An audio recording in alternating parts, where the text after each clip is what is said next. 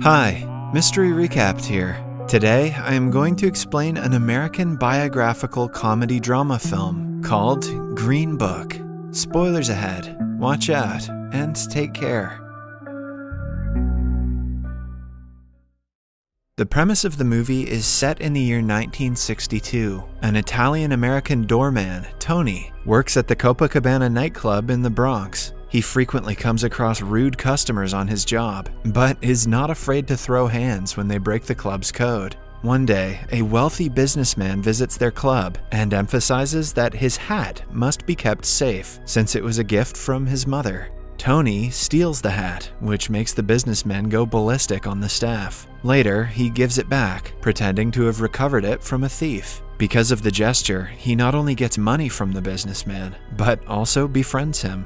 Tony and his friends are distressed because for the next 2 months, the club is being closed for renovation. They have to look for a part-time job to keep their families fed. The following day, 2 African-American men come to repair the kitchen sink at Tony's house. Since it is the 1960s, the African-American population in the US is a frequent target of racism. Dolores, though, doesn't care about their race and is very welcoming. She even offers them water and sees them off politely. However, after they leave, Tony throws away the glasses they drank from. He doesn't think much of it because such subtle but apparent racist behavior is common in society at this time. One day, while Tony is still looking for a job, he gets a call from an associate of his. The person tells him about someone named Dr. Don Shirley, who is looking for a driver. The very next day, Tony goes to Don's place for an interview and finds out that he is an African-American man. He has a doctorate in psychology and music and is a world-famous pianist.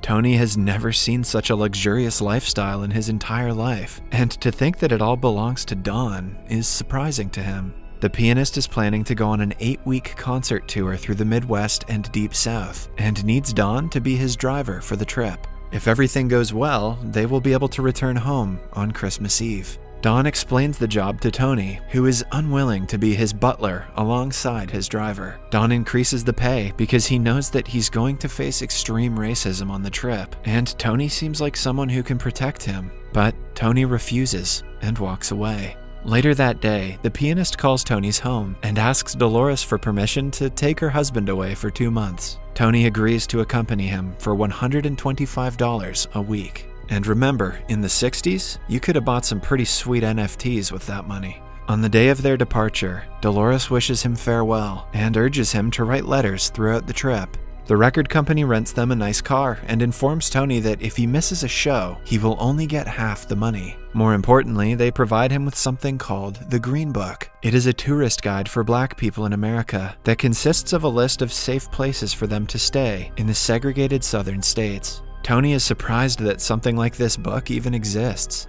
The journey starts, and initially, Tony bores Don with his non-stop chatter. Don is also especially annoyed because of Tony's improper grammar usage and absurd vocabulary. His habit of eating messily with his hands and taking a leak in the middle of the road all seem outrageous to him. With his first show, Don impresses everyone, including Tony, with his brilliant performance. Tony immediately starts to respect him as a musician. Later, he is caught gambling with the helpers while waiting for the show to end. Don stops him, disappointed that he chose to come outside when he had the option to take the high road and stay at the party. As the journey continues, Tony plays contemporary music on the radio. He is shocked to find out that Don doesn't know popular musicians like Aretha Franklin, since she is especially famous among the African-American community. He is even more surprised when Don reveals that he has never had Kentucky Fried Chicken. They stop at the original restaurant in Kentucky, and Tony forces Don to try some. Although he is initially skeptical about eating with his hands, he is pleasantly surprised upon trying the dish. One day, they stop at a gas station where Tony finds an expensive jade gemstone on the ground that seems to have fallen off a cart of a rock seller. He pockets it, but is immediately called out by Don. The pianist asks him to go inside and pay for the rock this instant. Tony whines and groans, but does it anyway. Then, the duo reaches the second venue, where the grand piano for Don is not cleaned. The janitor claims that a Black person like him would have no problem playing on such a piano. The comment makes Tony furious, and he punches the man in the face. The piano is then cleaned and polished for the performance. As they head further south, Don is made to stay at blacks-only hotels. Even though he is among his people, he doesn't seem at home. One night, he goes to a bar where a bunch of racists beat him up just for being there. Tony quickly rushes to the location and threatens the thugs, claiming that he has a gun. After they narrowly escape the encounter, Don asks him if he really has a gun. Tony replies that he was just bluffing, and the two continue to the hotel. For the next concert, they stop at a southern mansion. As usual, Don is the center of attraction in the room and is respected by all. He is also the only African-American man other than the butlers, but he is used to such an environment. The host even makes special fried chicken for the main guest, but during intermission, he is barred from using the white people's bathroom. The host directs him to a tiny cubicle made of wood outside the house. Refusing to be humiliated, Don returns to the hotel to go to the bathroom before going back to the concert. Tony is furious at seeing Don being polite to the people who denied him basic decency. Throughout the journey, Tony writes letters to Dolores, but they are mostly awful. Don reads them and sees several spelling mistakes and grammar blunders. He helps Tony make them more poetic and beautiful. Back in New York, Dolores gets the letter and cannot help but cry because she cannot believe Tony is literate. Also, because it's beautiful. In the following scene, the duo is walking down to their next destination when they spot a handsome suit displayed in the front of a store. Don walks in to buy it, but the owner refuses to let him try it on before paying. Because none of the other customers are required to do the same, it is clear that the man is judging him on the basis of his skin color. Tony tries to retaliate, but Don stops him and politely leaves. That evening, Tony gets a call from the police station calling him in urgently. He goes there to see Don and a man naked in a cell. It turns out that they were caught engaging in homosexual intimacy. Tony bribes the officers to let Don go, which he is not very happy about. He claims that the cops were wrong in this situation, which makes him wrong for supporting them. Tony, on the other hand, calls him ungrateful. In the following scene, the duo is outside a hotel when Tony runs into two of his Italian friends from New York. Seeing that he is working for an African-American man, they ask him to have some dignity. He is even offered a job with better pay. Later that day, Don offers Tony double the money and promotes him to his travel manager. He speaks Italian, revealing that he understood everything his friends talked about earlier. Tony reveals that he was never planning to leave him in the middle of the concert and refuses to accept more money. Don is visibly touched by this comment. On the way to their final show in Mississippi, the duo is pulled over by the local police. It turns out that in their part of town, African-American people are restricted from being out past sundown. The officer pulls them out of the car and calls Tony a racial slur for being an Italian. He loses his temper and punches the officer, eventually leading them to being arrested. Don uses his rights to call someone from the station. In a short time, the police receive an angry call from the governor. They eventually have to release Don and Tony because of Don's influence. Outside, Don reveals that he called the U.S. Attorney General, Robert Kennedy. Tony is amazed and happy about the experience, but Don doesn't feel the same.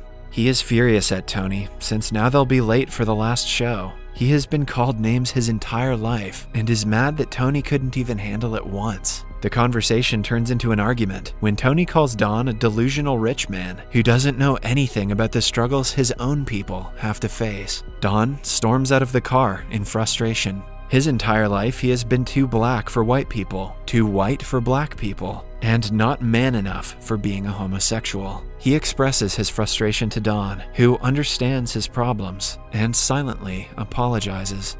That night, they stay at a hotel where Tony writes yet another letter to his wife. He claims that he has gotten the hang of it by now, but Don insists on reading it. In the letter, Tony has described his wife as a house full of a happy family. The pianist smiles and approves of it. A few hours later, they arrive at the final concert venue in Alabama. Don is shown great respect when the host lets him park his car in the space that he calls the guest of honor spot. But right after, he is taken to a tiny closet that is his dressing room.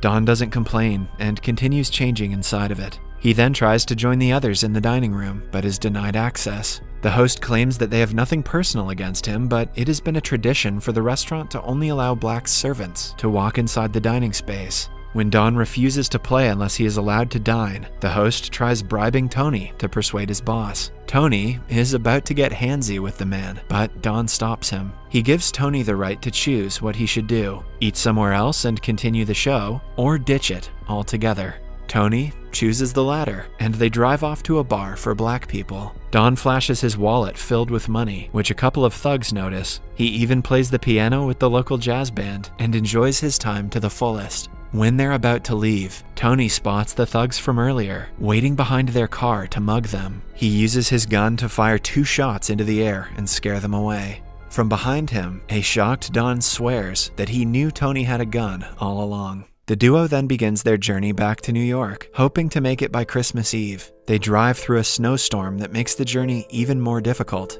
Don jokingly asks Tony to bring his lucky stone out because they need it for the ride. Tony shamelessly puts the stone that he stole on the dashboard, and the two laugh about it. After hours of driving non-stop, Tony can no longer stay awake. He gives up on reaching home by Christmas Eve, but Don offers to drive while he rests in the back seat. They make it to Tony's apartment just before the family dinner. Tony invites Don in, but he wishes them Merry Christmas and drives away. Dolores and the family are pleasantly surprised to have him back. As they talk about the trip, Tony's brother jokingly calls Don a slur, but a changed Tony asks him to be more respectful. "Hey, don't you dare call me a gobble-goo." A while later, a knock on the door reveals that Don has returned to join them. The entire family welcomes him wholeheartedly. Dolores hugs him and thanks him for helping Tony with his letters. In the last clip, a picture of real-life Tony is shown. He continued working at the Copacabana and became the maitre d' of the club. Don also continued his music career and was highly successful. They remained friends for the rest of their lives before they both passed away in 2013. Subscribe for more videos like this, turn on notifications, and leave a like to help the channel out. Thank you for watching.